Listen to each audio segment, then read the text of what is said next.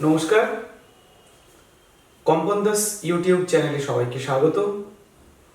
আমাদের এখন উচ্চ মাধ্যমিকের শেষ মুহূর্তের প্রস্তুতি চলছে। আমাদের আজকের আলোচনার বিষয় উচ্চ মাধ্যমিকের সংস্কৃত, এবং আজ স্টুডিওতে পেয়েছি আপনাদের সবার পরিচিত মুখ সুব্রত স্যার, সুব্রত অধিকারী মহাশয়। ওনাকে স্বাগত আমাদের চ্যানেলে।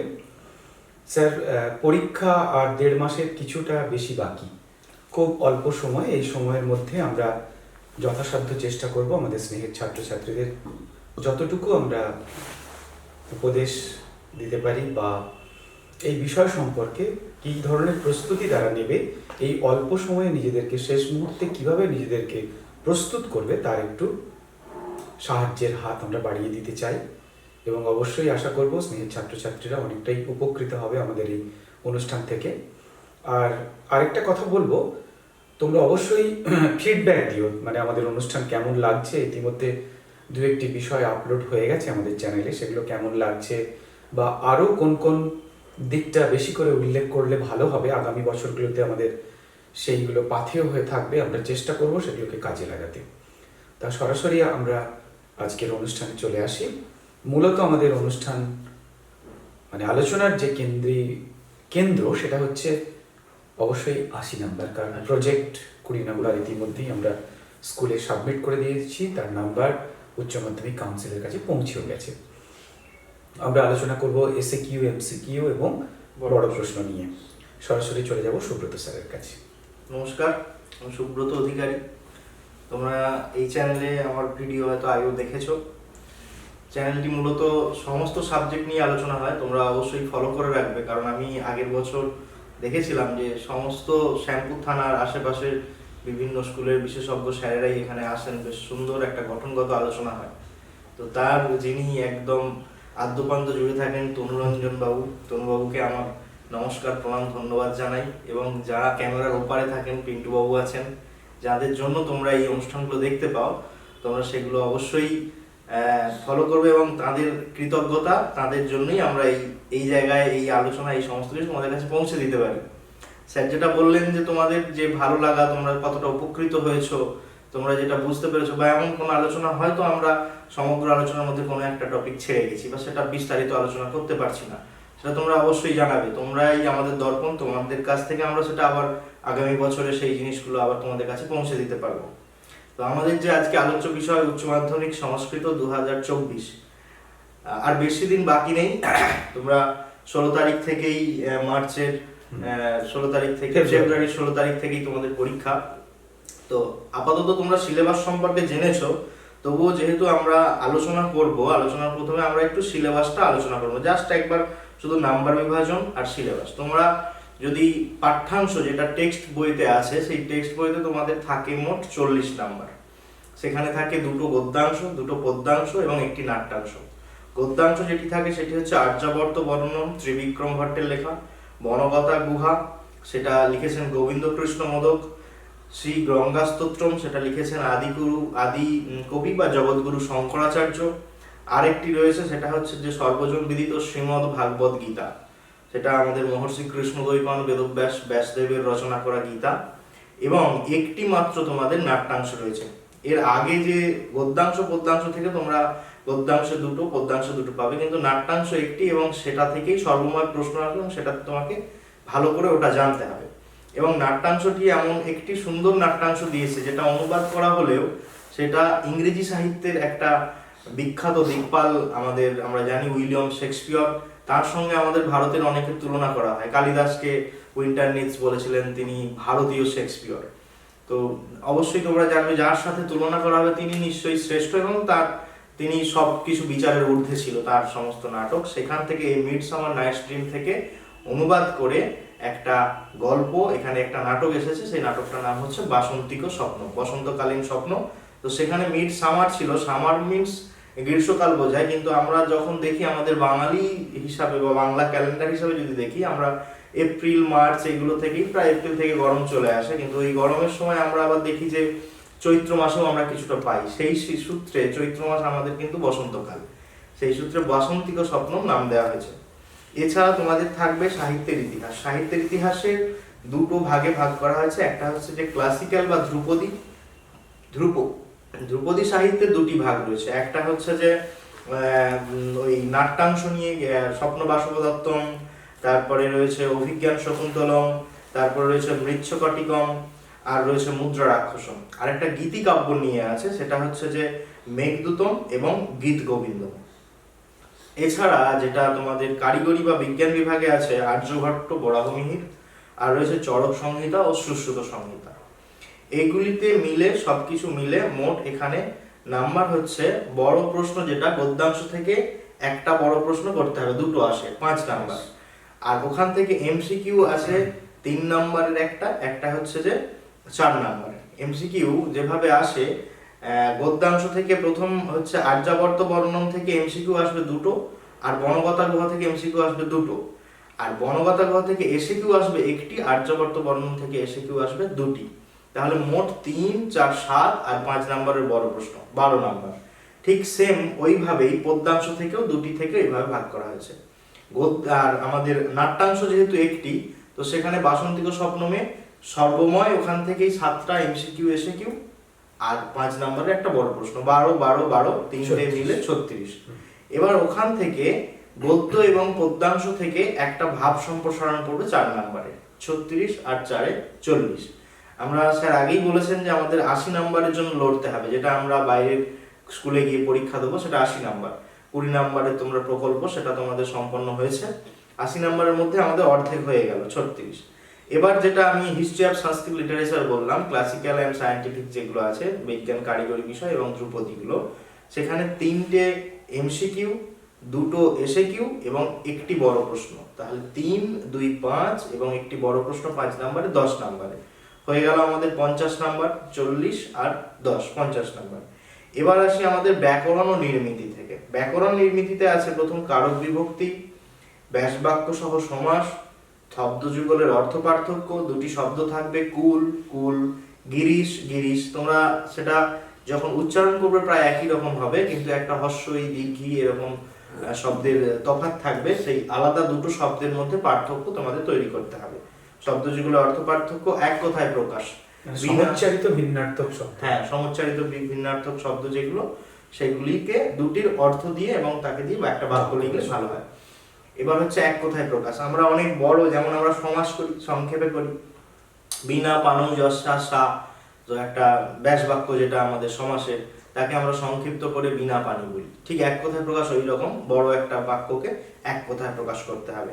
পরিনিষ্ঠিত রূপ বা প্রত্যয় থাকবে, ভাষাতত্ত্ব থাকবে, আর বাংলা থেকে সংস্কৃত অনুবাদ থাকবে, এবং সর্বশেষ যেটি থাকবে সেটি হচ্ছে সংস্কৃতে সহজভাবে অনুচ্ছেদ রচনা 5 নাম্বারের। তো এখানে কারক থেকে প্রশ্ন থাকবে 3টি, 3 নাম্বারের 1 1 করে। আর যেখানে সমাস থেকে থাকবে 2টি, 1 1 2, এবং এক কথায় প্রকাশ থেকে থাকবে 3টি, এবং পরিনিষ্ঠিত রূপ থেকে থাকবে 3টি, আর ভাষাতত্ত্ব থেকে 2টি প্রশ্ন থাকবে, তার মধ্যে একটি তোমাদের করতে হবে বড় প্রশ্ন, সেটা 5 নাম্বারের। বাকি গ্রামারের যে ব্যাকরণের যেগুলো আমি বললাম, কারক সমাস, এইগুলো সব 1 নাম্বার 2 নাম্বারের এইরকম, কিন্তু ভাষাতত্ত্বে যেটা সেটা বড় প্রশ্ন 5 নাম্বারের। এছাড়া থাকবে বাংলা থেকে সংস্কৃত অনুবাদ। এগুলো কিন্তু অবশ্যই হিতোপদেশ এবং পঞ্চতন্ত্রের যে নীতি কথামূলক গল্প, সেই নীতি কথামূলক গল্প থেকে অনুবাদ হবে। তোমরা এই গল্পগুলি অবশ্যই 7 8-এ পড়েছো বা অন্য সময় পড়েছো শুনেছো, সেই গল্পগুলো থেকে অনুবাদ করতে হবে সংস্কৃতে। এছাড়া থাকবে একটি 5 নাম্বারের অনুচ্ছেদ রচনা, একটা ছোট্ট প্যারাগ্রাফের মতো করে লিখতে হবে, সেটা তুমি সহজ সরল সংস্কৃতে 5টা 7টা বাক্য লিখলেই হবে। এই হচ্ছে তোমাদের মূল সিলেবাস। এবার আমি সিলেবাসের প্রথম থেকে, পাঠ্যাংশ থেকে কি কি তোমাদের আলোচ্য আছে এবং কি কি এবছরের জন্য গুরুত্বপূর্ণ। আমাদের যেহেতু মূল এম হচ্ছে, আমাদের পাখির চোখ হচ্ছে তোমাদেরকে এই পরীক্ষার সম্পর্কে সাহায্য করা। তো প্রথম যেটা পাঠ্যাংশে রয়েছে, আমরা যেটা প্রথম শুরু করি, সেটা হচ্ছে বনগতা গুহা। বনগতা গুহা যিনি লিখেছেন তার নাম হচ্ছে পণ্ডিত গোবিন্দ কৃষ্ণ মোদক। আমরা বিশ্ব সাহিত্যের একটা শ্রেষ্ঠ নাটক সহস্র এক আরব্য রজনী, এটা ইংরেজি সাহিত্যেও অনুবাদ হয়েছে, আলিবাবা অ্যান্ড 40 থিভস। সেখান থেকে সংস্কৃতে অনুবাদ করা হয়েছে সহস্র এক আরব্য রজনী থেকে আলিবাবা, 40 চোর, এরকম বিভিন্ন নাম রয়েছে, বিভিন্ন ভাষায়, বিভিন্ন দেশীয় ভাষায় অনুবাদ করা হয়েছে। আমাদের যে সেখান থেকে যে পাঠ্যাংশ, সেই পাঠ্যাংশ, মূল পাঠ্যাংশ নাম হচ্ছে চৌরচত্বরিংশি কথা। এই চৌরচত্বরিংশি কথার প্রথম ভাগের নাম বনগাতা গুহা। এখানে একজনকে গল্পের নায়ক হিসাবে দেখানো হয়েছে, তিনি হচ্ছেন আলীবাবা বা অলিপর্বা। আমরা বিভিন্ন জায়গায় আলীবাবা নামটা শুনে থাকবো, এখানে দেখানো হয়েছে যাকে, তার নাম হচ্ছে অলিপর্বা। পারস্য দেশের একটা ছোট্ট নগরে তারা বাস করেন। তার পিতা যখন মৃত্যু আসন্ন দেখে তাদের যে সম্পত্তি ছিল যতটুকুই ছিল, দুই সন্তান, বড় ভাইয়ের নাম কশ্যপ, ছোট ভাইয়ের নাম অলিপর্বা, দুই ভাইয়ের মধ্যে সমান ভাগে ভাগ করে দিয়ে তিনি গত হন। দিনকাল যাপন হয়। অলিপর্বা একটা কাঠুরিয়ার কন্যাকে বিবাহ করে এবং সে দিন প্রতিদিন ভোরে উঠে নগর থেকে জঙ্গলে যায়, গিয়ে কাঠ কেটে সে তার জীবিকা নির্বাহ করে। কশ্যপের দিনকাল একটু আলাদা বদলে যায়। কশ্যপ নগরের ধনী এক বণিকের কন্যাকে বিবাহ করে। ধনী বণিকের কন্যাকে বিবাহ করার ফলে কশ্যপের কিন্তু আর্থিক অবস্থা একদম রাতারাতি বিমূল পরিবর্তন এসে যায়। অর্থাৎ নগরের যে সমস্ত ধনী বণিকরা রয়েছে তাদের সমতুল্য হয়ে যায়। যখনই কশ্যপ সমতুল্য হয়ে যায় তখন তার ভাইয়ের সঙ্গে তার আর্থিক অবস্থার যেমন একটা পার্থক্য দেখতে পাই, কিন্তু তার জীবনযাপনেও একটা পার্থক্য, তার প্রভাব আসে। কশ্যপ যেহেতু দেখলো যে সে ধনী বণিক এবং সেই সমতুল্য, অলিপর্বার সঙ্গে প্রায় এখানে তার সম্পর্ক বিচ্ছিন্ন, এবং লেখক যেহেতু নায়ক অলিপর্বা তাকে নিয়েই এবার এগিয়ে গেছে। অলিপর্বা প্রত্যেকদিন নিত্যদিনের মতো জঙ্গলে যায়, কাঠ কাটে, সেখান থেকে কাঠ কাটার উপার্জিত অর্থে সে তার জীবিকা নির্বাহ করে। তো এইখানে অলিপর্বা থেকে যদি আমরা গুরুত্বপূর্ণ প্রশ্ন ধরি তাহলে কশ্যপ এবং অলিপর্বার আর্থিক অবস্থা যদি আমরা দেখতে হয়, আমরা প্রথমেই পিতা সমান ভাগে ভাগ করে দিয়েছিল সম্পত্তি এই কারণে যাতে পরবর্তীকাল তাদের আর্থিক অবস্থা ঠিক থাকে, কিন্তু কশ্যপ সেখান থেকে প্রায় একটু বিচ্ছিন্ন হয়ে গিয়ে ধনী বণিকদের সমতুল্য হয়ে পড়ে। এই আর্থিক অবস্থার দিক থেকে কশ্যপ অনেকটা বড় হয়ে যায়। অলিপর্বা জীবিকা, অলিপর্বা যেহেতু কাঠুরিয়া, এখানে তার টেক্সটে দেয়া আছে তস্য শ্বশুরস্যপি অল্পমেব বিত্তমাসী, তার শ্বশুর বাড়িও অল্প সম্পত্তির মালিক ছিল। তাহলে আমার কশ্যপের মাপকাঠি দেখানো হয়েছে তার শ্বশুর বাড়ির জন্য সে বড়লোক হয়েছে, অলিপর্বা দেখানো হয়েছে তার শ্বশুর বাড়ি অল্প ধন সম্পত্তির মালিক ছিল বলে সেও সেইভাবে গরিব রয়ে গেছে। যেন স নিঃশ্রিক উটজে কৃতবাস, যার ফলে সে একটা শ্রীহীন, যেটাকে আমরা বিশ্রী বা শ্রী সৌন্দর্যহীন বলি, এমন একটা কুড়ে ঘরে বসবাস করত। এটাকে নিয়ে কশ্যপের যে জীবনযাপন, কশ্যপ সে যা চাইতো তাই পেত, টেক্সটে দেওয়া আছে তথা হি প্রভূত ধনত্বা, তার অন্তত ধনসম্পত্তি থাকার জন্য ঈপ্সিত কিমপি বস্তু তস্য দুরাসাধন আসে, তার চাওয়া পাওয়ার কোনো বস্তুই তার থেকে দূরে থাকতো না, কশ্যপের থেকে দূরে থাকতো না। এরা তোমরা কশ্যপের যেটা দেবে কশ্যপের আর্থিক অবস্থা। অলিপর্বা আর্থিক অবস্থা, অলিপর্বা যেহেতু দরিদ্র ছিল, প্রত্যহম উষসী সমুত্থায়, প্রতিদিন উষাকালে উঠে ইন্ধনোচ্ছেদনায় বিপিনং প্রজাতি, সে গাছ কাটার জন্য বনে যেত। ছিন্নম ইন্ধনম, কাটা কাঠগুলিকে ত্রয়ানাং গর্ধবানাং পৃষ্ঠগতম করতে, তিনটি গাধার পিঠে চাপিয়ে দিত এবং সে যেখান থেকে তার যা উপার্জন হতো সেটাকে দিয়ে তার জীবিকা নির্বাহ করত। এই ছিল দুই ভাইয়ের আর্থিক অবস্থা।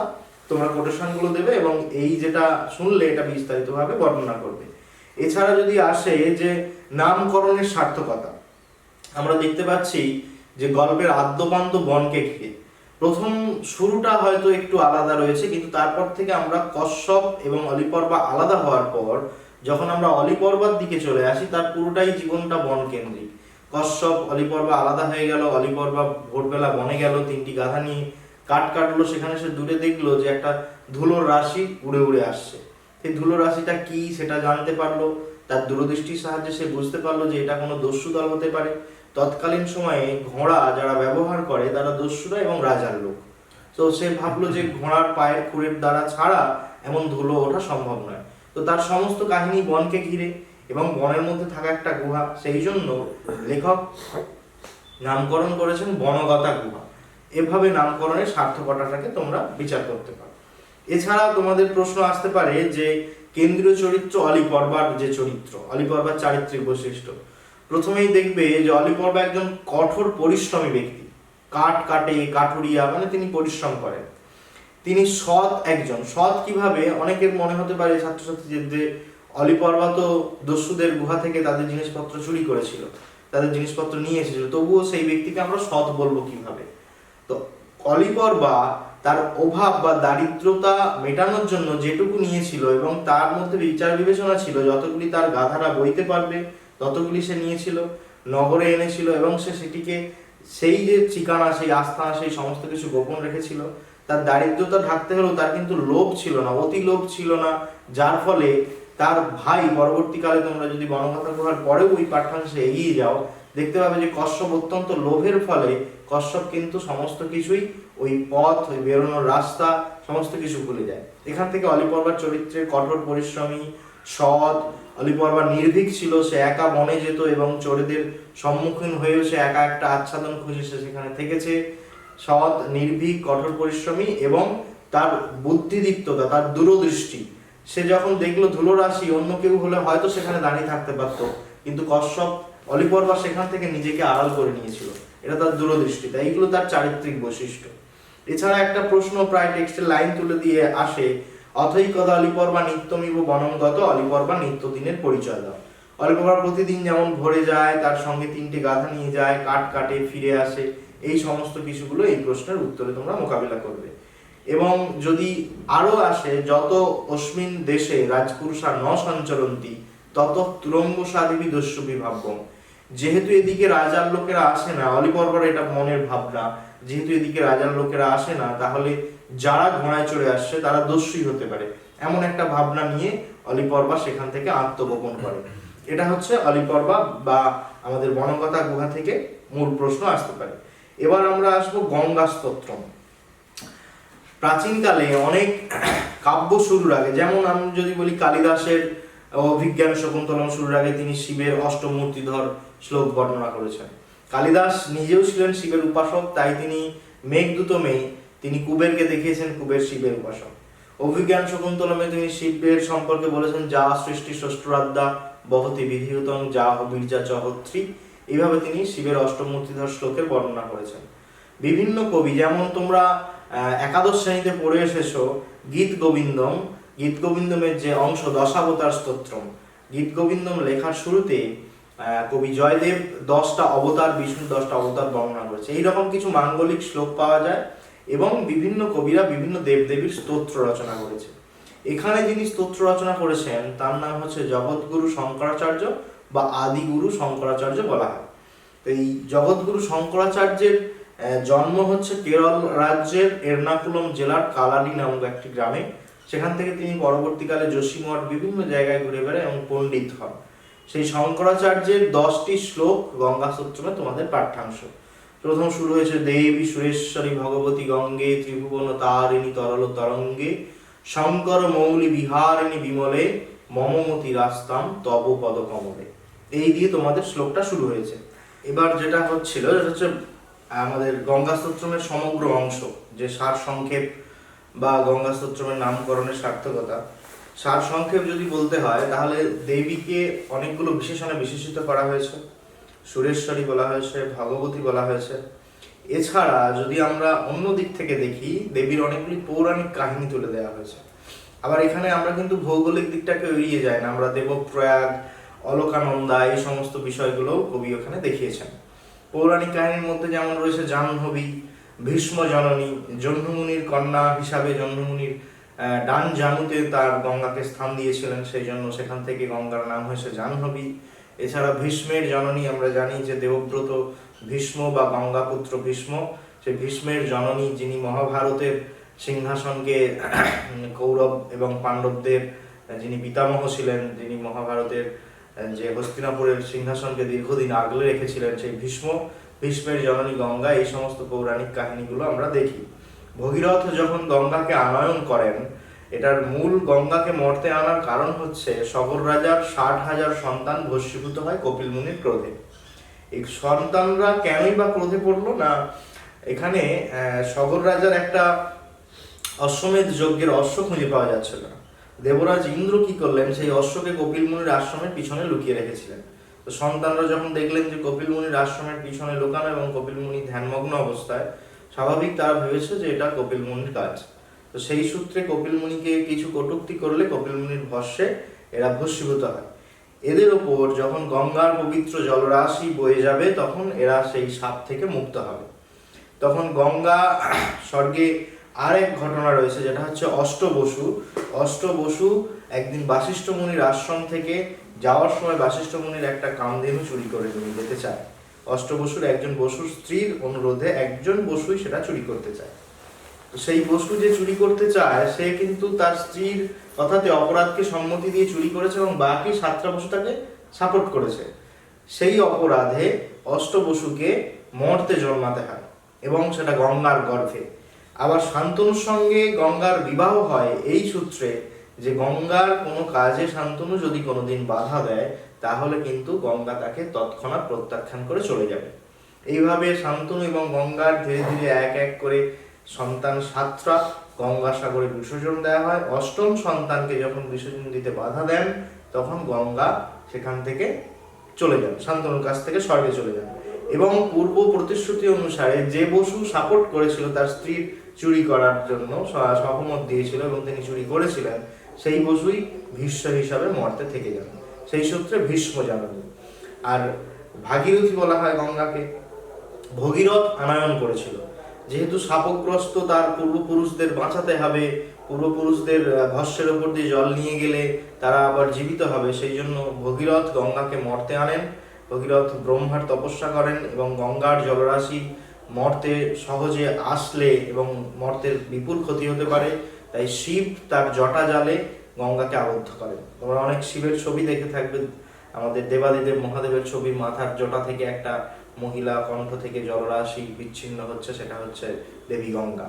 সেই জন্য শঙ্করাচার্য বলেছেন, শঙ্কর মৌলি বিহারিণী বিমলে মমমতি রাস্তাম তব পদ কমলে। তুমি শঙ্করের মৌলি বা জটা থেকে তুমি আমাদের মর্তে এসেছো এবং মমমতি রাস্তা, আমার মতি, আমার মন, আমার বুদ্ধি সমস্ত কিছুই থাকুক তব পদ কমলে, তোমার পাদ পদ্মে, তোমার পদ্মের মতো সুন্দর পায়েতে আমার এই মতি, আমার বুদ্ধি, আমার ভক্তি, আমার শ্রদ্ধা সমস্ত কিছু আমি অর্পণ করি। তারপরে তিনি বলেছেন, না হং জানে তব মহিমানং পাহি কৃপাময়ী মাম অজ্ঞান।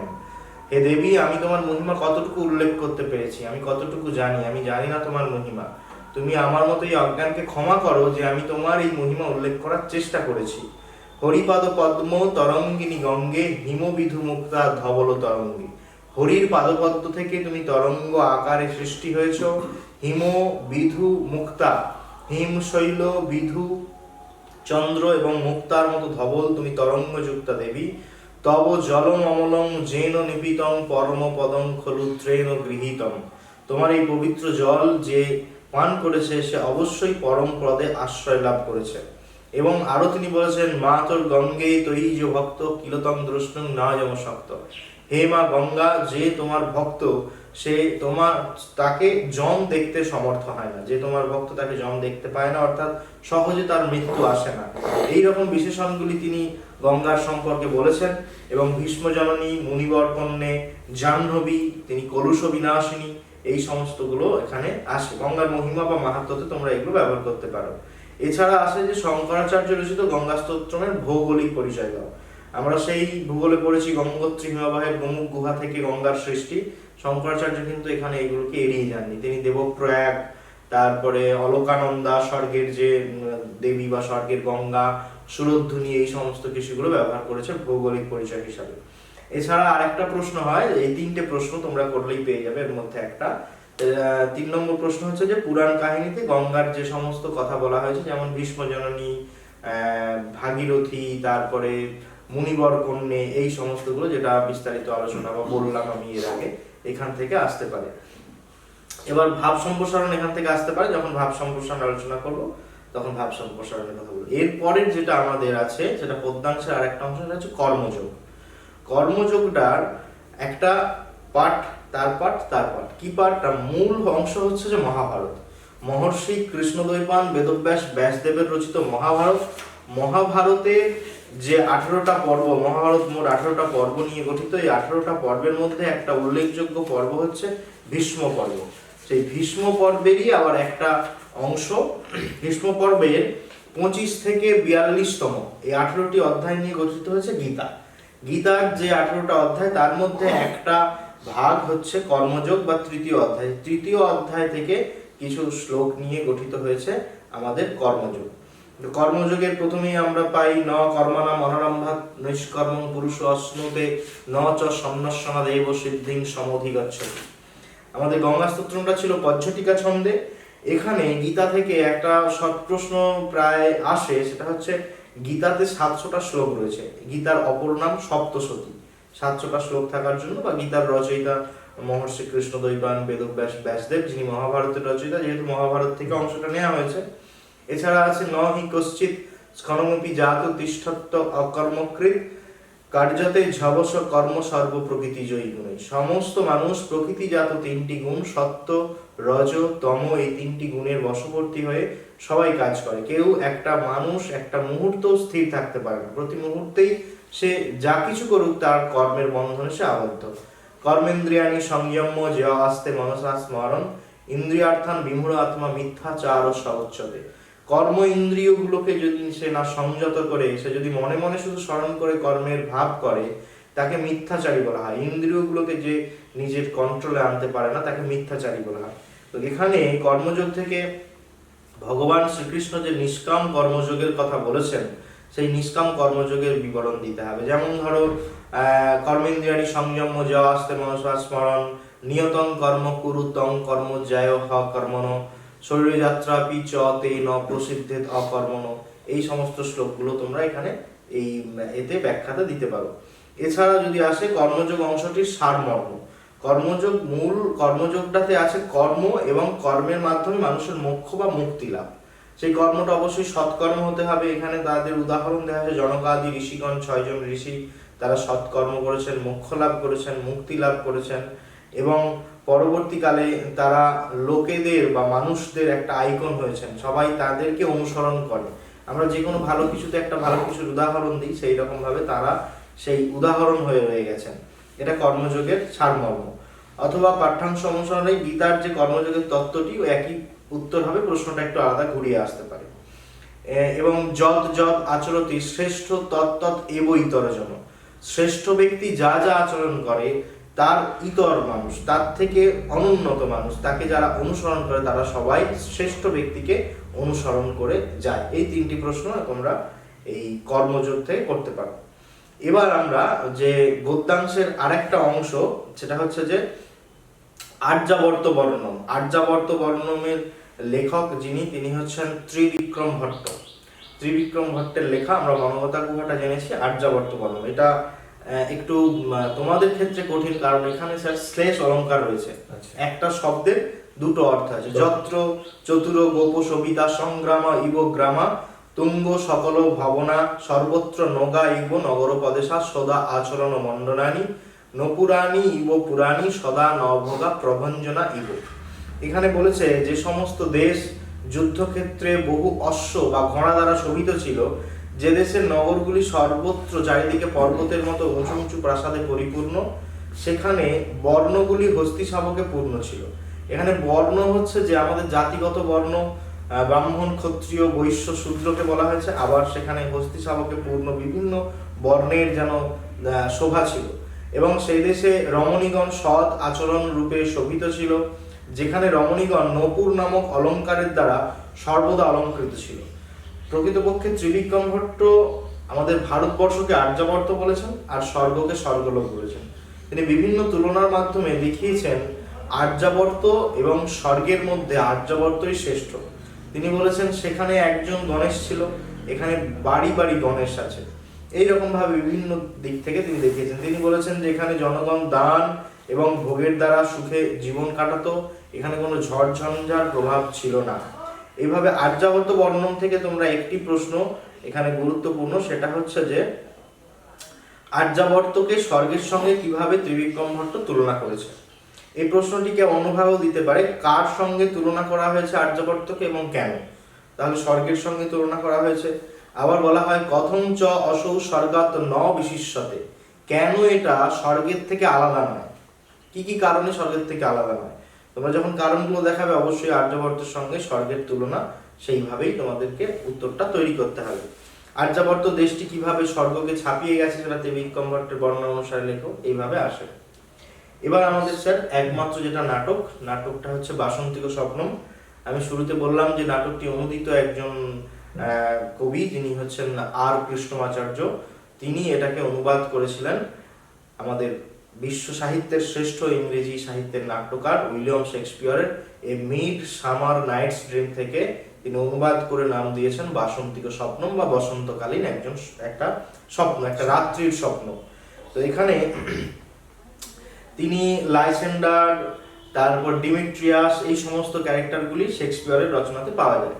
সেখান থেকে আমাদের এখানে চলে এসেছে রাজা ইন্দ্রবর্মা, হিপোলিটা থেকে কনক লেখা, এইরকম সব নামগুলো করা হয়েছে। এখানে মূল কাহিনীটা তোমরা অবশ্যই আর্যাবর্ত বর্ণনের পর এবং যেটা বাসন্তিক স্বপ্নম, এই নাট্যাংশটি তোমাদের সবাই মন দিয়ে দেখেছো বা মন দিয়ে ভালো লেগেছে, কারণ এখানে তোমাদের বয়সী কিছু বা তোমাদের খুব পছন্দের এখানে রাজা রানীর প্রেম কাহিনী দেখানো হয়েছে। কন্যা এবং তার পিতা, কন্যার যে সমস্ত আবদার, পছন্দের পাত্রকে পিতা মেনে নিচ্ছে না, সেই সমস্ত সমস্যা নিয়ে রাজ দরবারে গিয়ে তার একজন চিন্তিত বৃদ্ধ জর্জরিত পিতা তার সমস্ত অভিযোগগুলো করছেন। এই সমস্ত ব্যাপারগুলো অবশ্যই তোমাদের ভালো লাগবে এবং সেখানে সাহিত্যিক মূল্যটাও অনেক বেশি, যে একটা কন্যা তার বাবার দিকটা মেনে নেবে না সে তার নিজের সিদ্ধান্তকে প্রাধান্য দেবে, এই সমস্ত নিয়ে বাসন্তিক স্বপ্ন।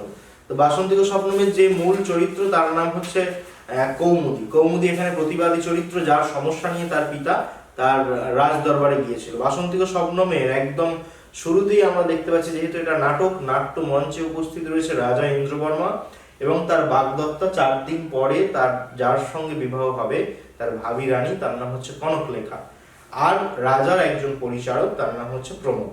এই 3 জন নাট্যমঞ্চে রয়েছে। রাজা সাহিত্যিক মূল্যটা এখানে এত সুন্দরভাবে দেখানো হয়েছে। প্রথমে একটা কবিতার মতো দিয়েছে, প্রিয়ে কনক লেখে অদ্য কুহুর নেয়ং দ্রবিয়সী চতুর্ভি দিবসই ভাবিন্নপহং দীনমানস বসামি মদনাক্রান্ত শশাঙ্ক স্তুতি নিঘৃণ যত অসৌ স্ক্ষীয়মানপি সত্তরং স্ক্ষীয়তে নমে। রাজা রানীর উদ্দেশ্যে বলছে যে প্রিয়া কনক লেখা, এই কুহু, এই অন্ধকার আর বেশি দূরে নেই। অন্ধকার রাত্রি অর্থাৎ অমাবস্যার রাত্রিতে রাজার সঙ্গে বিবাহ হবে কনক লেখা, কিন্তু 4টে দিন হলেও আমি মনের দিক থেকে অত্যন্ত দরিদ্র। অর্থাৎ রাজা রানীকে তার মনের ভাব, তার মনের কথাগুলো জানাচ্ছে। এমন একটা সিচুয়েশন তোমরা দেখবে যে যেখানে রাজা নিজের বিবাহ নিয়ে উদ্বিগ্ন, রাজা নিজে রানীকে তার মনের কথা জানাচ্ছে, সেই সময় তার কাছে একটা ওই রাজ্যেরই একটা প্রেমালাপের বার্তা এসে পড়ে এবং যাকে রাজাকে নিজের হাতে প্রায় বিচ্ছেদ ঘটানোর মতো এবং পিতার সিদ্ধান্তকে কন্যার ওপর চাপিয়ে দেওয়া হয়, বা পিতার সিদ্ধান্তকে তৎকালীন সমাজের নিয়ম অনুসারে, তৎকালীন রাজ্যের নিয়ম স্মরণ করিয়ে দেওয়া হয় কন্যাকে। তো রাজা বলছে যে আমি মদন দেবতার দ্বারা আক্রান্ত হয়েছি, শশাঙ্ক তু অতি নিঘৃণ, চাঁদ অত্যন্ত নির্দয়।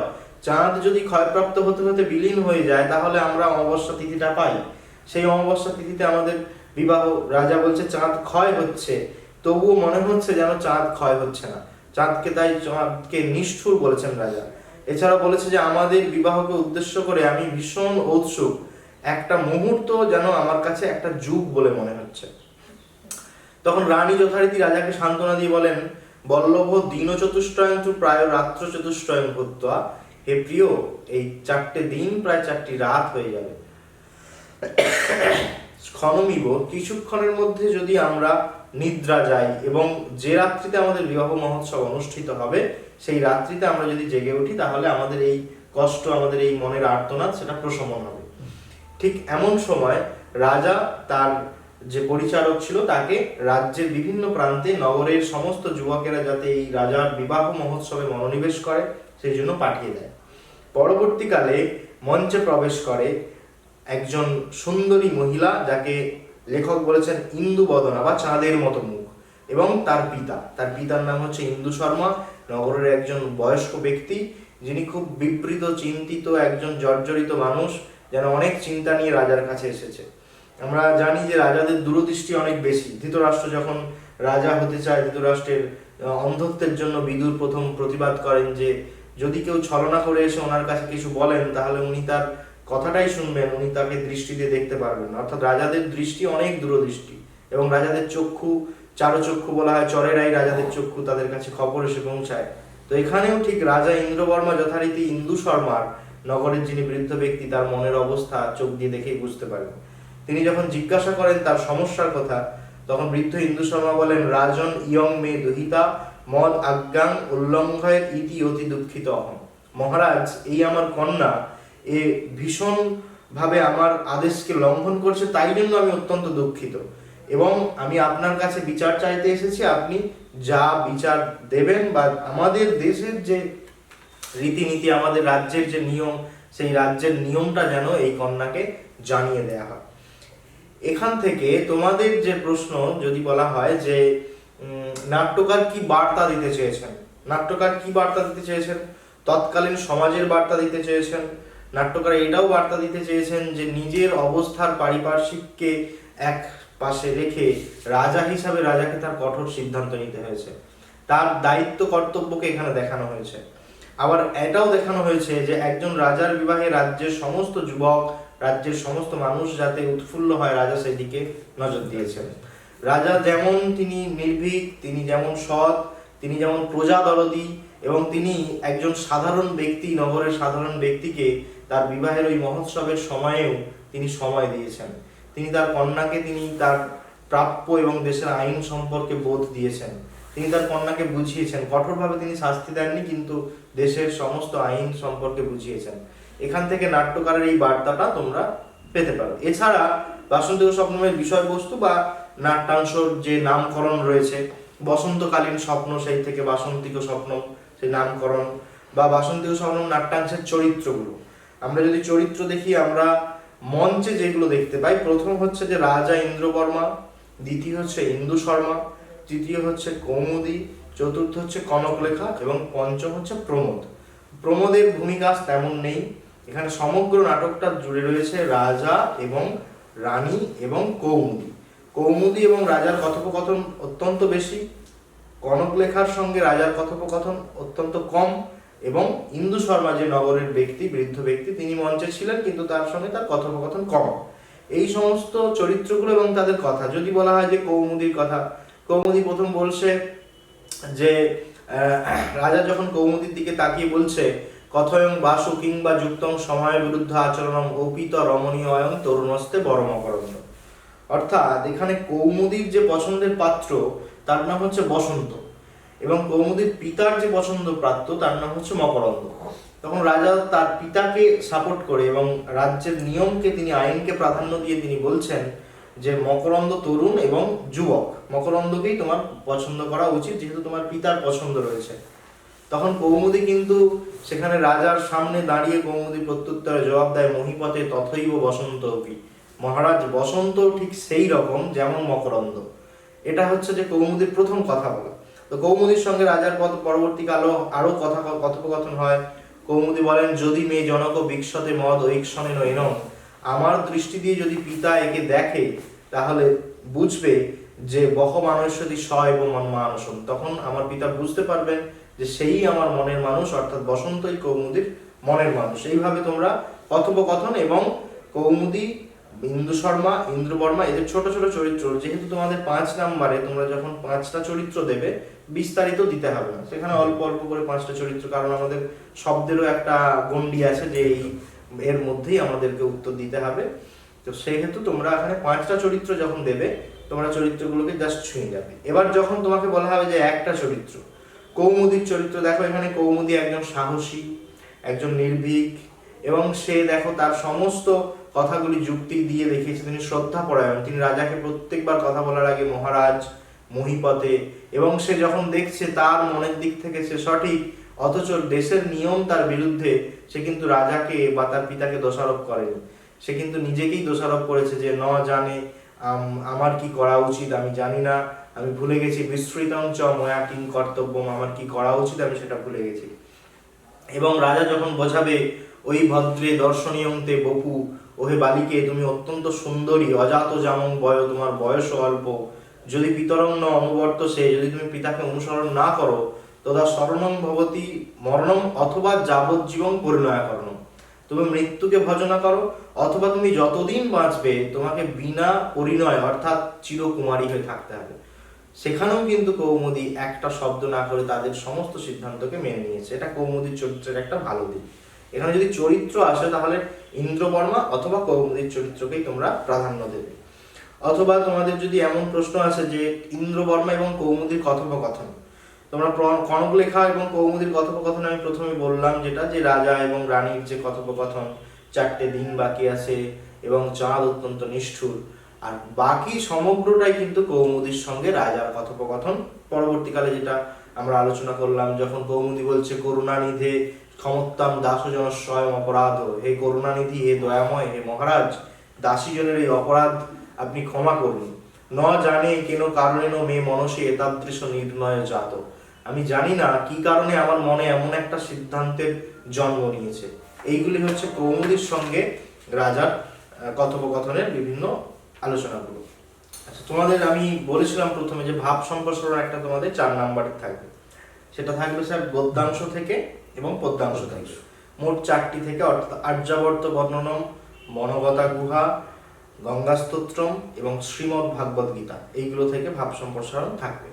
তো এবছরের জন্য তোমরা ভাব সম্প্রসারণ ওখানে 2টি প্রশ্ন থাকবে, তোমাদের ওখান থেকে একটি প্রশ্ন করতে হয়।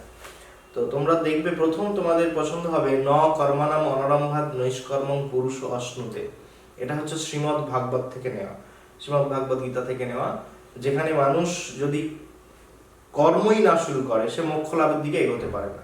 আমরা এর আগে বলেছি যে কর্ম করতে হবে এবং প্রত্যেকটা মানুষ প্রকৃতিজাত যে গুণ সত্য রজ তম এই 3টি গুণের বশবর্তী হয়ে তাদের কর্ম করতেই হয়।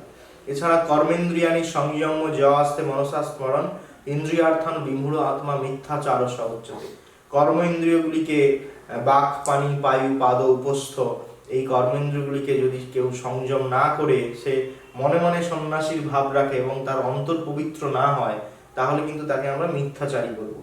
অথবা স্বধর্মে নিধনং শ্রেয় পরধর্ম ভয়াবহ, এখানে ধর্ম হচ্ছে কর্তব্য কর্ম। এখানে ধর্ম মানে আমাদের যে ধর্ম আমরা ভারতবর্ষে দেখি, আমাদের ধর্মনিরপেক্ষ একটা দেশ, হিন্দু মুসলিম খ্রিস্টান বৌদ্ধ, এই ধর্ম নয়। এখানে ধর্ম হচ্ছে কর্তব্য কর্ম। এবার কাদের কর্তব্য কর্ম?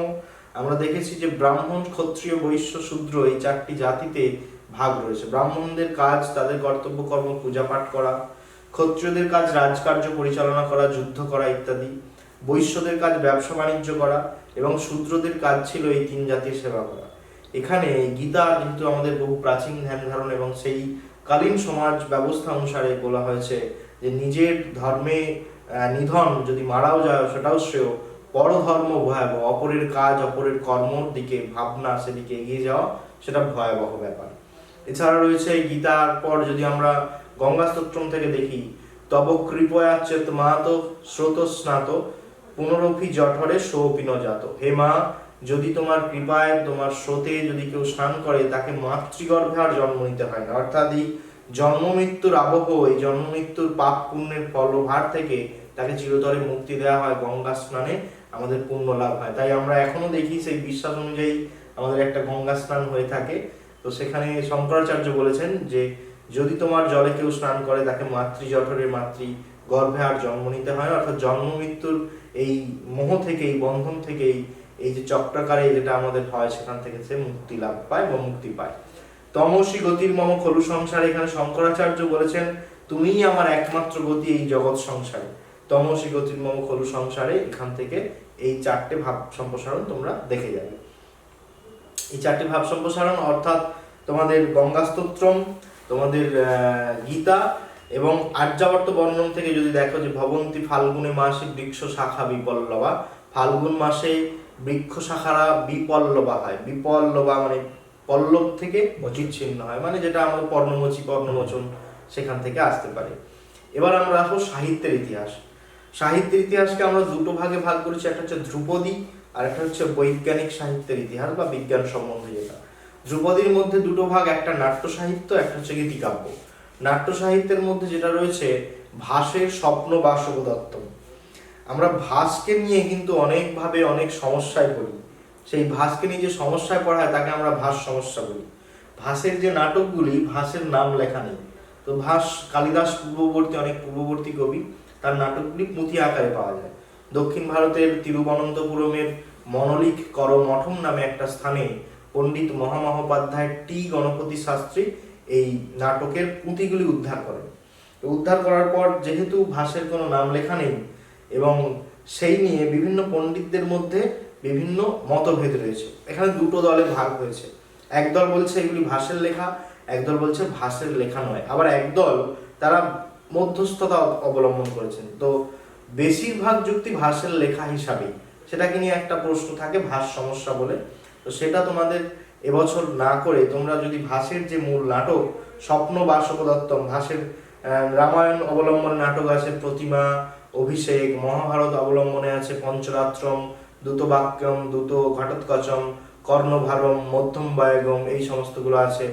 বা প্রচলিত কথা অনুসারে চারুদত্তম, স্বপ্ন বাসবদত্তম, এই সমস্ত কাহিনীগুলো বা স্বপ্ন বাসবদত্তম তোমাদের মূল এবং ভাষের শ্রেষ্ঠ নাটক, সেটাই আমাদের সিলেবাসের মধ্যে রয়েছে। স্বপ্ন বাসবদত্তম, এখানে যে নাটকটা রয়েছে তার মধ্যে স্বপ্নে দেখা বাসবদত্তা, এই বাসবদত্তা হচ্ছে একটা রাজ্যের রানী, এবং তার যে রাজা বাসবদত্তার স্বামী তার নাম হচ্ছে উদয়ন। উদয়ন একটু মৃগা বিহারী পছন্দ করেন, তো রাজ্যের প্রতি তার সামান্য উদাসীনতা রয়েছে। সেই জন্য রাজ্যের সমগ্র ভার গিয়ে পড়ে রাজ্যের একমাত্র মন্ত্রী যৌগন্ধরায়নের ওপর। যৌগন্ধরায়ন বিভিন্ন কৌশলে রাজাকে বারবার বাঁচিয়ে চলে। তো এক সময় রাজার রাজ্যকে বাঁচানোর জন্য যৌগন্ধরায়নের প্রয়োজন পার্শ্ববর্তী অন্যান্য রাজ্যের সাহায্য। পার্শ্ববর্তী এক রাজ্যের রাজকন্যার নাম হচ্ছে পদ্মাবতী, সেই পদ্মাবতীর সঙ্গে উদয়নের বিবাহ দেবে। কিন্তু উদয়ন মৃগয়া বিহারী বিভিন্ন জায়গায় পছন্দ করলে উদয়নের যে একমাত্র স্ত্রী বাসবদত্তা, তাকে তিনি অত্যন্ত পছন্দ করেন, অত্যন্তভাবে ভালোবাসেন। উদয়নের বাসবদত্তা জীবিত থাকাকালীন পদ্মাবতীকে বিবাহ করা সম্ভব নয়। সেই জন্য যৌগন্ধরায়ন কি করবেন, যে একটা গ্রামটির নাম হচ্ছে লাবানক, সেই গ্রামেতে বাসবদত্তা মারা গেছেন এমন একটা খবর ছড়িয়ে দেওয়া হবে।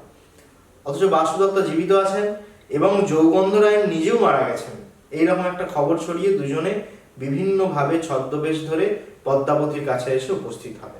পদ্মাবতীর কাছে পরিচারিকা হিসাবে বাসবদত্ত থাকবে, এবং পরবর্তীকালে যৌগন্ধরায়নের সমস্ত কৌশল যখন সাকসেস হবে তখন পদ্মাবতীর সঙ্গে রাজা উদয়নের বিবাহ হবে। এবং এখানে নাট্যকার এত সুন্দরভাবে বলেছেন যে সেখানে উদয়নের এবং পদ্মাবতীর বিবাহ হচ্ছে, সেখানে তার মালা গাঁথার দায়িত্ব নিয়েছে বাসবদত্তা। কিভাবে না, পদ্মাবতীর কাছে পরিচারিকা হিসাবে গচ্ছিত রয়েছে বাসবদত্তা। এইবার পরবর্তীকালে রাজা এখানে নাট্যকার ভাস সাহিত্যকীর্তি দেখিয়েছেন যে পদ্মাবতী বাসবদত্তা এক জায়গায় লুকিয়ে আছে একটা কুঞ্জ কাননে। সেখানে রাজাকে বিদূষক জিজ্ঞাসা করছে, আপনার কাছে পদ্মাবতী শ্রেষ্ঠ না বাসবদত্তা শ্রেষ্ঠ? তখন রাজা বলবেন, পদ্মাবতী বহুমতা, গুণ, শীল, রূপ, মাধুর্যই পদ্মাবতী গুণ, রূপ, শীল, মাধুর্য শ্রেষ্ঠ। বাসবদত্তা বদ্ধং তাবন মে মন ন হরতি। বাসবদত্তার প্রতি আমার যে মন বদ্ধ রয়েছে সেটাকে পদ্মাবতী এখনো পর্যন্ত হরণ করতে পারেনি। রাজার কাছে বাসবদত্তা মারা গেছেন, কিন্তু বাসবদত্তা জীবিত আছেন। এখানে রাজার দুই স্ত্রী, একজন বর্তমান একজন পূর্ববর্তী স্ত্রী, সেটা শুনে দুজনেই রাজার প্রতি শ্রদ্ধা জ্ঞাপন করবেন। পরবর্তীকালে রাজার অসুস্থতা এবং পদ্মাবতীর অসুস্থতার খবর পেয়ে বাসবদত্তা যেহেতু পদ্মাবতীর পরিচারিকা, তখন পদ্মাবতীর কাছে তার সেবা করার জন্য গিয়ে দেখবে সেই শয্যায় রাজা আছেন, এবং রাজা বাসবদত্তার স্পর্শে বাসবদত্তাকে চিনতে পারবেন, এবং তিনি ঘুমের ঘরে হা বাসবদত্তে, হা বাসবদত্তে বলে বাসবদত্তাকে ডেকে উঠবেন। তৎক্ষণাৎ বাসবদত্তা রাজার ভয়েস, রাজার যে চিহ্নিত স্বর, সে সেখান থেকে অপসারণ করবে, সরে আসবে। স্বপ্নে রাজা যেহেতু বাসবদত্তাকে দেখবে, সেই জন্য এই নাটকের নামকরণ হয়েছে স্বপ্ন বাসবদত্তম। এটাই কাহিনী। এটা যে অঙ্কে বিভক্ত আছে 6টা অঙ্ক, সেই 6টা অঙ্ক প্রত্যেকটা অঙ্ক ধাপ ধাপ করে আছে। যেহেতু তোমাদের 5 নম্বরে, তোমরা মূল কাহিনীটাকে একটা অনুচ্ছেদের মধ্যে লিখতে পারো। এবং পরবর্তীকালে রাজার সঙ্গে বাসবদত্তা এবং পদ্মাবতীর পরিচয় জ্ঞাপন হবে এবং মিল হবে। এছাড়া রয়েছে যে সংস্কৃত নাট্য সাহিত্যের শূদ্রকের মৃচ্ছকটিকম। শূদ্রক এমন একজন লেখক, তার লেখা যে নাটক, সেই নাটকের নাম হচ্ছে মৃৎ সকটিকম, মাটির তৈরি ছোট গাড়ি।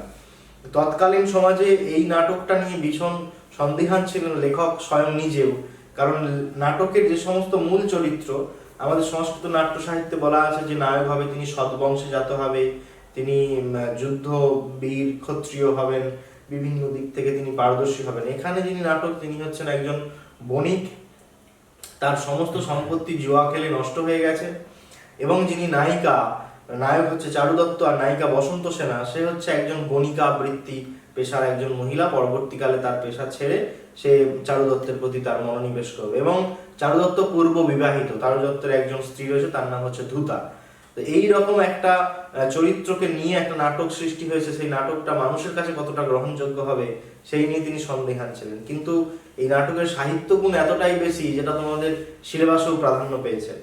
সেই মৃচ্ছকটিকম, মাটির তৈরি ছোট গাড়ি, এখান থেকে মৃচ্ছকটিকমের যে বিষয়বস্তু এটাই আসতে পারে। যে মৃচ্ছকটিকমের বিষয়বস্তু, চারু দত্তের পুত্র রোহসেন সে বসন্ত সেনার কাছে বায়না করবে যে একটা তার গরুর গাড়ি লাগবে বা একটা সোনার গাড়ি লাগবে। তো সেই সোনার তৈরি গরুর গাড়ি দেওয়ার জন্য বসন্ত সেনা সমস্ত তার নিজের গহনাগুলি চারু দত্তের পুত্রকে দিয়ে দেবে। এবং পরবর্তীকালে চারু দত্তের প্রণয় প্রার্থী হয়েছে বসন্ত সেনা, বসন্ত সেনার প্রণয় প্রার্থী হয়েছে ওই রাজ্যের রাজা, তার সকার, তার যে শ্যালক তার নাম সকার, সেই সকার তার প্রণয় প্রার্থী। এই নিয়ে বিভিন্ন দ্বন্দ্বের মাধ্যমে পরবর্তীকালে চারু দত্তকে বন্দী করা হবে এবং চারু দত্ত বন্দী হবে এই কারণে যে চারু দত্ত বসন্ত সেনাকে হত্যা করেছে এই অপরাধে। পরে বসন্ত সেনা হত্যা না হয় এবং বসন্ত সেনা রাজদরবারে এসে চারু দত্তকে সেখান থেকে মুক্ত করবেন এবং রাজার শাস্তি হবে, রাজার শ্যালকের শাস্তি হবে, এরপরে এদের মিল হবে। এটা হচ্ছে যে মৃচ্ছকটিকম। এছাড়া তোমাদের যে গীতিকাব্য আছে, গীতিকাব্য হচ্ছে যে জয়দেবের গীত গোবিন্দম। জয়দেবের যে গীত গোবিন্দম, এখানে তোমরা অবশ্যই উল্লেখ করবে যে এখানে দ্বাদশ স্বর্গ রয়েছে, এখানে 12টা স্বর্গ রয়েছে গীত গোবিন্দমে, এবং এখানে 80টি শ্লোক রয়েছে এবং 24টি গীত রয়েছে, 24টি গান রয়েছে। এই নিয়ে গীত গোবিন্দমটা গঠিত হয়েছে। এখানে শ্রীরাধা এবং শ্রীকৃষ্ণের প্রেম কাহিনী, তাদের অভিমান, সেই মানভঞ্জন, সেটাকে নিয়ে গীত গোবিন্দম রচনা করেছেন জয়দেব। এর পরবর্তী আর একটা তোমাদের যেটা গুরুত্বপূর্ণ সেটা হচ্ছে কালিদাসের মেঘদূতম। কালিদাসের মোট যে রচনা আমরা যেটাকে সর্বাধিক প্রাধান্য দিই সে রচনা হচ্ছে 7টি। এই 7টি রচনাকে আমরা 3টি ভাগে ভাগ করেছি, মহাকাব্য, গীতিকাব্য আর হচ্ছে নাটক। মহাকাব্য 2টি, কুমার সম্ভবম এবং রঘুবংশম। গীতিকাব্য 2টি, মেঘদূতম আর ঋতু সংহারম। আর নাট্য সাহিত্যের নাটক হচ্ছে 3টি, মালবিকাগ্নিমিত্রম, অভিজ্ঞান শকুন্তলম আর বিক্রমোর্বশীয়ম। এই 3টি নাটক তোমাদের সিলেবাসে আছে। এর মধ্যে গীতিকাব্য 1টি, সেটা হচ্ছে মেঘদূতম। তোমরা একাদশ শ্রেণীতেও পড়েছো মেঘদূতমে। কশ্চিৎ কান্তা বিরহ গুরুনার সাধিকার প্রমত্ত সাপেনাস্তঙ্গ মিত মহিমা বর্ষভোগ্যেন ভক্তু যক্ষস্যকে জনক তনয়া স্নান পুণ্য উদকেশু স্নিগ্ধ ছায়া তরুষু বসতিং রাম ও গিরিজার শ্রমেশু। মন্দাক্রান্ত ছন্দের তালে তালে কালিদাস তার এই মেঘদূতকে গঠন করেছেন। তোমরা সেখানে পূর্ব মেঘ থেকে কিছুটা পড়েছিলে। এখানে পূর্ব মেঘ এবং উত্তর মেঘ দুটোরই বিষয়বস্তু দিতে হবে। তো মেঘদূতমের মূল বিষয় শুরু হয়েছে, মেঘদূতমে একজন রাজ্যের যিনি সর্বেসর্বা তিনি কুবের, তার যে ভৃত্য যক্ষ, সেই যক্ষ একটা অপরাধ করে। তো কুবেরের একটা উদ্যান ছিল, কুবের শিবের উপাসক, সেই উদ্যান থেকে পুষ্প চয়ন করে এনে শিবের যে পূজা হয় সেই মন্দিরেতে রাখা। যক্ষ নববিবাহিত হওয়ার জন্য রোজ সকালে তার উঠতে দেরি হয় এবং সে কি করেছিল যে বিভিন্ন দিনে 3-4 দিনের পুষ্প এক জায়গায় এনে রাখতো। তার মধ্যে একটা ভ্রমর কুবেরের হাতে দংশন করে। সেই সূত্রে যেহেতু যক্ষের ওপর এই পুষ্প চয়নের ভার ছিল, যক্ষকে অভিশাপ দেয়া হয় যে সে অলকাপুরী থেকে রামগিরির নির্জন পর্বতে 1 বছর নির্জনে সেখানে বসবাস করবে। যেহেতু তার প্রিয়া বা স্ত্রীর সান্নিধ্যের জন্য সে এই কাজটা করেছিল, তাদের 1 বছরের জন্য বিচ্ছেদ ঘটানো হয়। এখানে কালিদাস কিন্তু ভারতের বিভিন্ন জনপদ, বিশেষ করে কালিদাসের জন্মস্থান উজ্জয়িনী, সেই উজ্জয়িনীকে তিনি দেখিয়েছেন মেঘ সেখান থেকে উড়ে গেছে এবং সংবাদ নিয়ে গেছেন। বিশ্ব সাহিত্যে এই একটি কাব্য যেখানে দূত করা হয়েছে একটা মেঘকে, একটা জড় বস্তুকে, যার মধ্যে কোনো প্রাণের সঞ্চার নেই। সেই জন্য কালিদাস বলেছেন ধূমজ্যোতি সলিল মরুতাং সন্নিপাতক ক মেঘ সন্দেশার্থক ক পটুকরণই প্রাণীবি প্রাপনীয়। ধোঁয়া, আলো, জল, বাতাসের সমষ্টি মেঘ, এবং সন্দেশ বা বার্তাই বা কি, যে প্রাণীদের দ্বারা প্রেরণ করার যোগ্য বার্তা। যাকে প্রেরণ করা হচ্ছে তিনি একজন বিদ্যমান যক্ষের স্ত্রী, যে প্রেরণ করছে সে যক্ষ, কিন্তু যে বার্তাটা প্রেরণ করেছে সেটা কিন্তু গুরুত্বহীন, প্রায় গুরুত্বহীন। আমি ভালো আছি, আমি আর 4 মাস পর বাড়ি আসছি, এই বার্তা। যাকে দিয়ে প্রেরণ করা হচ্ছে সেই মেঘ, সেও কিন্তু ধোঁয়া, আলো, জল, বাতাসের সমষ্টি। তবু বিশ্ব সাহিত্যের শ্রেষ্ঠ গীতিকাব্য এই মেঘদূতম। তাহলে মেঘকে দূত হিসাবে পাঠানো হবে। পূর্ব মেঘে বর্ণনা রয়েছে পূর্ব মেঘের এই অপরাধ এবং তার ফলে শাপগ্রস্ত, সেখান থেকে তাকে 1 বছরের জন্য অলকাপুরী থেকে রামগিরিতে নির্বাসন, যেখানে সীতা এবং রাম সেখানে ছিল। সীতার স্নানের দ্বারা পূর্ণ জলভূমি, সেই জলাভূমির পাশে রামগিরির বিভিন্ন আশ্রমে সে একা বাস করত। এটা পূর্ব মেঘে রয়েছে। উত্তর মেঘে রয়েছে যে আমরা যদি ভারতের ম্যাপ দেখি, অলকাপুরী থেকে রামগিরি উত্তর ভারত থেকে দক্ষিণ ভারত প্রায় সোজাসুজি পড়ছে এক সরল রেখায়, কিন্তু আমরা সেখান থেকে অনেক পশ্চিমে গিয়ে উজ্জয়িনী হয়ে আবার অলকাপুরীতে গেছে। যেহেতু কালিদাসের জন্মস্থান আমরা উজ্জয়িনী বলে জানি, তাই কালিদাস উজ্জয়িনী জনপদ বিভিন্ন এখানে বর্ণনা করেছেন এবং উজ্জয়িনী দিয়ে মেঘকে তিনি ঘুরিয়ে নিয়ে গেছেন। উজ্জয়িনীর গ্রাম্য বধূরা কি করবে এবং কিভাবে আশ্বস্ত হবে তাদের প্রিয়জনরা, বর্ষাকালে আকাশের মেঘ দেখে সমস্ত জায়গায় অফিস আদালত সবকিছু বন্ধ এবং সমস্ত মানুষের প্রিয়জনরা বাড়ি ফিরে আসবে।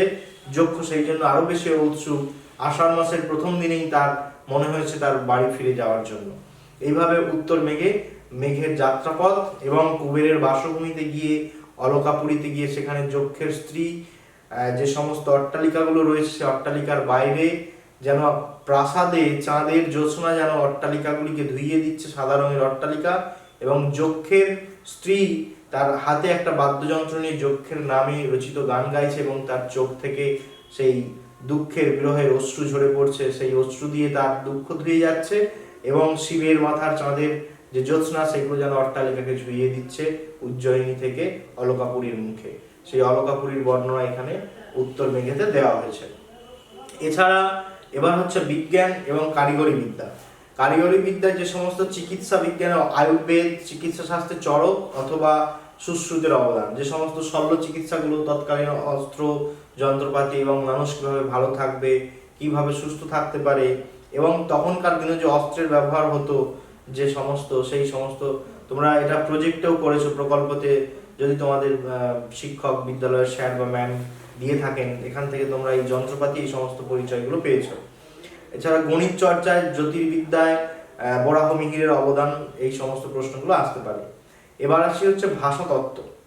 ভাষাতত্ত্ব, এখানে ভাষাতত্ত্ব সিলেবাসটা খুব ছোট, সেই জন্য ভাষাতত্ত্বের যে প্রশ্ন আছে প্রায় প্রত্যেক বছর একই রকম আছে। ভাষাতত্ত্বকে এখানে দেখানো হয়েছে ইন্দো ইউরোপীয় ভাষা। ইন্দো মানে আমাদের ভারতীয় এবং ইউরোপের যে ভাষার সংমিশ্রণে যে ভাষার যে গঠনটা তৈরি হয়েছিল, সেই ভাষাকে দুটো ভাগে ভাগ করা হয়েছে, একটা কেন্তুম আর একটা শতম। একটাতে 4টে ভাগ রয়েছে আর একটাতে 6টা ভাগ রয়েছে, আর্মেনীয়, আলবানীয়, বাল্তস্লোভিক, এই 6টা এবং 4টা 10টা ভাগ রয়েছে। ইন্দো ইউরোপীয় ভাষাগোষ্ঠীর তার সংক্ষিপ্ত পরিচয়, অথবা ইন্দো ইউরোপীয় ভাষাগোষ্ঠীতে সংস্কৃতের স্থান, বা ভারতীয় আর্য ভাষার স্তর। ভারতীয় আর্য ভাষাকে 3টে স্তরে ভাগ করা হয়েছে। একটা হচ্ছে যে প্রাচীন ভারতীয় আর্য, আর একটা মধ্য ভারতীয় আর্য, আর একটা নব্য ভারতীয় আর্য। এই ভারতীয় আর্য ভাষার 3টে স্তর, তাদের আনুমানিক সাল এবং সেই 3টে স্তর থেকে কি কি ভাষা বর্তমানে আমরা যে সমস্ত ভাষা, বাংলা, ওড়িয়া, এই সমস্ত নব্য ভারতীয় আর্য ভাষার বিভিন্ন শাখা থেকে আমরা পাই। এছাড়া যেটা থাকে তোমাদের অনুবাদগুলো অবশ্যই তোমাদেরকে অনুবাদের যে পঞ্চতন্ত্র হিতোপদেশের যে গল্পগুলো সেগুলো করতে হবে। আর থাকে রচনা যেটা থাকে, রচনা 5 নাম্বারের থাকে। বিভিন্ন বছর তোমরা যদি দেখো যে বিভিন্ন বছর রচনাকে কিন্তু একটা তৎকালীন কিছু ঘটনা বা আমাদের চিরাচরিত পরিবেশ দূষণ বা শারদ উৎসব, যেগুলো আমাদের সবসময় সর্বকালীন আমরা তার সম্মুখীন হই। শারদ উৎসব, সংস্কৃত দিক থেকে তোমরা দেখো রামায়ণ সম্পর্কে বা মহাভারত সম্পর্কে, বা এখনকার আধুনিক ব্যাপার হচ্ছে ইন্টারনেট।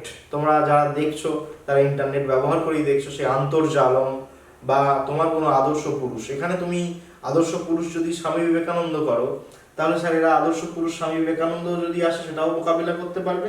তৎসহ আদর্শ পুরুষ, তোমার আদর্শ পুরুষ বললে সেখান থেকেও পারবে। এছাড়া একটা শেষ দেখবে, সেটা হচ্ছে মহাকবি কালিদাস। এটাই হচ্ছে রচনা। এখানে তোমাদের মোট 80 নম্বর সম্পন্ন হলো। বেশ দীর্ঘ আলোচনা করলেন স্যার, তবে আমার একটা কথা শুধু বলার, আমি তো মন্ত্রমুগ্ধের মতো শুনছিলাম, সেটা হচ্ছে স্যার এটা লাস্ট মিনিট সাজেশন নয়। আমি বলবো যারা এখন ক্লাস 11-এ পড়ছে, যারা সামনের বছর 2024-এ উচ্চ মাধ্যমিকে উঠবে, অর্থাৎ ক্লাস 12-এ উঠবে, তারাও যদি আমাদের এই ভিডিও দেখে থাকে তারাও কিন্তু অনেকটা উপকৃত হতে পারবে। এবং পাঠ্যাংশ থেকে আমি কিছু কিছু আলোচনা করেছি, একদম, তো সেখান থেকে টেক্সট থেকে উপকৃত হবে, অনেকটাই উপকৃত হবে। শুধু এবছর নয়, গত বছরের ভিডিওটাও যদি কেউ দেখে থাকে তাহলে কিন্তু অনেকটাই উপকৃত হবে।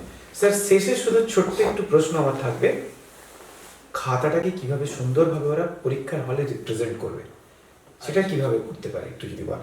খাতা তোমরা যে খাতায় সচরাচর লেখো, সেই খাতার যে আমরা 4 ধারের বাউন্ডারি যদি দেখতে চাই, তো সেই খাতাটা এই খাতাটা একটু তফাৎ। আমরা যে খাতা ব্যবহার করি সাধারণত সেটা একটু লম্বা, আর পরীক্ষার হলের যে খাতাটা সেটা তুলনামূলক চওড়া এবং লম্বাতে একটু কম। তোমরা প্রথম হচ্ছে যে তোমরা সবসময় লক্ষ্য রাখবে খাতার বাইন্ডিং, তার সেলাই, তার যে ছিদ্রটা আছে ওখানে দাগ নাম্বার, তো মার্জিন, এটা তোমাদের মানে তোমরা ছোটবেলা থেকে জেনে এসেছো এবং প্রায় এটা সর্বজন বিদিত। তোমরা উচ্চ মাধ্যমিক দিচ্ছ মানে এগুলো তোমরা ঠিকঠাক করবে। কিন্তু তোমার বিষয় যেটা তুমি লিখবে সেখানে তুমি সবসময় চেষ্টা করবে, যেহেতু বিষয়টা সংস্কৃত, তোমরা এখানে যে কোটেশনগুলো ব্যবহার করবে সেটা যদি তোমরা দেবনাগরী দিতে পারো, তো যিনি দেখবেন তিনি স্যার খুব খুশি হবে দেবনাগরী হরফে। অবশ্যই তুমি সেটাকে ইন্ডিকেট করে দেবে এবং খাতাও যদি ছবির মতো হয়, তোমার পরিচয় খাতায় তোমার আদার্স কিন্তু পরিচয় থাকে না, একটা রোল নাম্বার থাকে, সেই পরিচয় থেকে তোমার লেখার মাধ্যমে তোমার পরিচয় ফুটিয়ে তুলতে হবে। এবং যেটা সংস্কৃত অনুচ্ছেদ রচনা, সেটা কিন্তু স্যার দেবনাগরী হরফ নয়, বাধ্যতামূলক নয়, কিন্তু যদি কোনো ছাত্রছাত্রী দেবনাগরী হরফে দেয় তাতে কি হয়, তার পরবর্তী হায়ার স্টাডিজের ক্ষেত্রেও সুবিধা হয়। সে একটা দেবনাগরী হরফ শিখলো, সে পরবর্তীকালে সংস্কৃত অনার্স যদি পড়তে যায়, সংস্কৃত পাশে যদি পড়তে যায়, তাহলে সে দেবনাগরী হরফের সঙ্গে তার একটা পরিচয় হলো এবং লেখার অভ্যাসটা হলো। এবং যিনি খাতা দেখবেন তিনি অবশ্যই খুশি হবেন যে তুমি তার বিষয় এবং তার যে ভাষা দেবনাগরী হরফ, সংস্কৃত ভাষার সঙ্গে দেবনাগরী হরফ মিলিয়ে তুমি লিখেছো। প্রত্যেকটা কোটেশন তুমি হাইলাইট করবে, ইন্ডিকেট করবে এবং কোটেশনগুলো যথাসম্ভব দেবনাগরীতে যাওয়ার চেষ্টা করবে।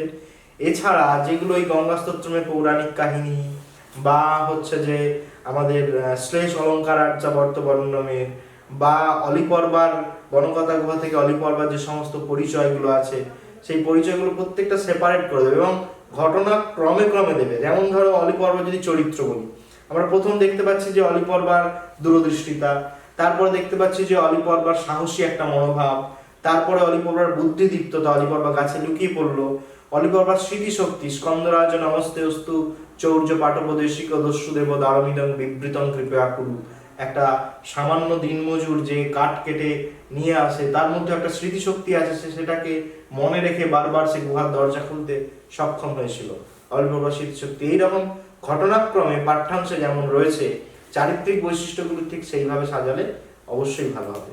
এছাড়া ব্যাকরণ যেগুলো তোমরা করবে, ধরো শব্দ যুগলের অর্থ পার্থক্য, আমাদের সিলেবাসে রয়েছে অর্থ পার্থক্য, কিন্তু তুমি যদি সেই ব্যাকরণের সঙ্গে অর্থ পার্থক্যটা তুমি একটা বাক্যে ব্যবহার করে দাও, তুমি হিমালয়, গিরিশ একটা হচ্ছে শিব আর একটা হচ্ছে হিমালয়, তুমি সেই শিবকে দিয়ে একটা বাক্য লিখলে, তুমি হিমালয়কে দিয়ে একটা বাক্য লিখলে, বা কুল কুল নদীর তীর কুল আর বংশ কুল, তাহলে তুমি নদীর তীর দিয়ে একটা বাক্য লিখলে, কুল দিয়ে একটা বাক্য লিখলে, বাক্যের মধ্যে ইন্ডিকেট করে দেবে তোমার মূল যে শব্দটা সেটা তুমি কোথায় ব্যবহার করেছো। এইভাবে এই বাক্যগুলো দিলেও কিন্তু তুমি অনেকটা অ্যাডভান্টেজ পাবে। তোমার পরিচয়, তোমার খাতা তুমি যেমন ভাবে সাজাবে, প্লাস সেখানে যদি তুমি সংস্কৃত এবং দেবনাগরী হরফটা ব্যবহার করতে পারো, তাহলে তুমি সর্বসর্বা। খুব সুন্দরভাবে স্যার আমাদের বোঝালেন, অসংখ্য ধন্যবাদ। আগামী বছরগুলোতেও স্যারকে আমরা পাবো এই আশা রাখছি। আর তোমরা যারা আমাদের অনুষ্ঠান দেখছো তাদের একটাই কথা বলবো, খুব মন দিয়ে পড়ো, আর তো হাতে সময় মাত্র কয়েকটা দিন। আশা করি তোমরা আশাতীত সাফল্য লাভ করবে এবং আমরা মনে প্রাণে তাই চাই। এই বলে আজকের মতো বিদায় নিলাম, সবাই ভালো থেকো।